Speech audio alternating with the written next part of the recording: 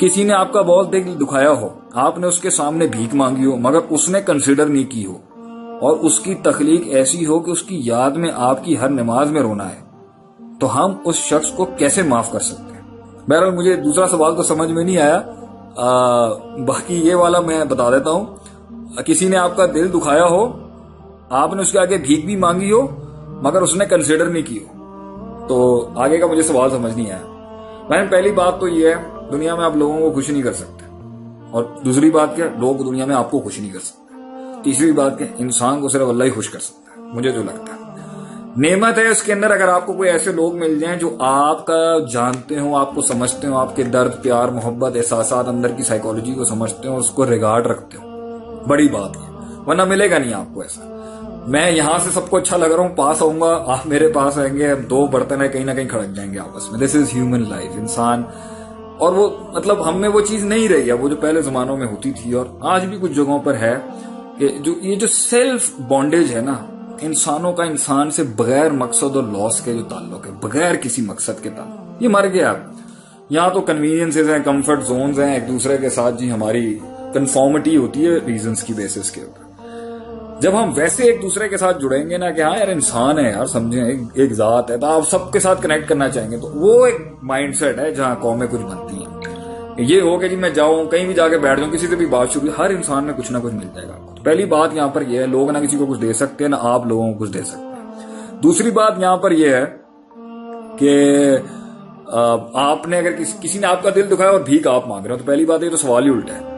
دل بھی اس نے دکھایا اور بھیک بھی آپ مانگ رہے ہو، تو یہ ایک نفسیات کا وہ فیز ہوتا ہے جب انسان نا اپنے آپ کو جو ہے نا وہ دنیا کا مارا ترین شخص، اور آلویز سیلف پٹی جسے کہتے ہیں.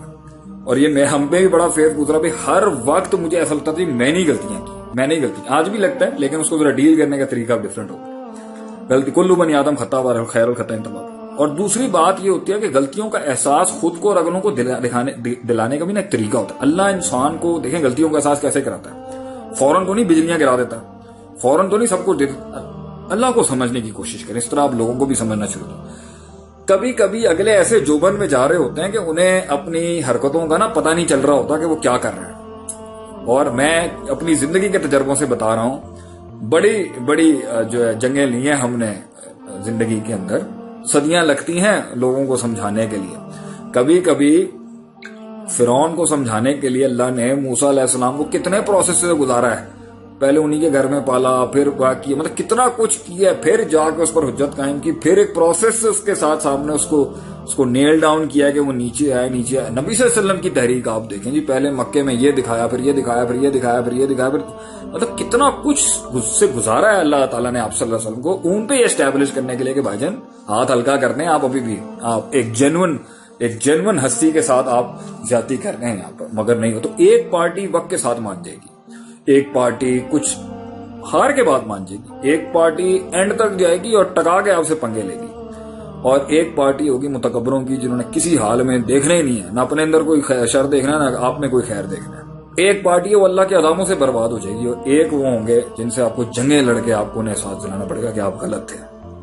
وہ قولی جنگ بھی ہو سکتی ہے اور جسمانی جنگ بھی ہو سکتی ہے. بہرحال ایک وقت.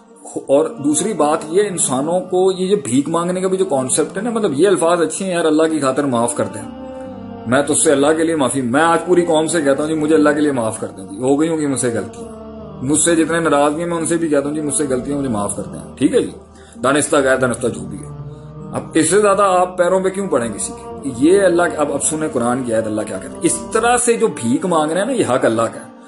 وَمَن يَغْفِرُ الذُّنُوبَ إِلَّا اللَّهُ، قرآن کی آیت. کون بخش سکتا ہے گناہوں کو، کون بخش سکتا ہے گناہوں کو سوائے اللہ کے؟ تو بھیک کس سے مانگنی چاہیے؟ میں اللہ سے مانگنی چاہیے، اور امید کس سے رکھنی چاہیے؟ اللہ سے رکھنی چاہیے. لوگوں کے ساتھ معاملے اچھے رکھیں مگر وقار بھی رکھیں، اس وقار میں تکبر میں بھی نہیں جانا، اور اس وقار کے اندر بالکل بھکاری بھی نہیں بن جانا.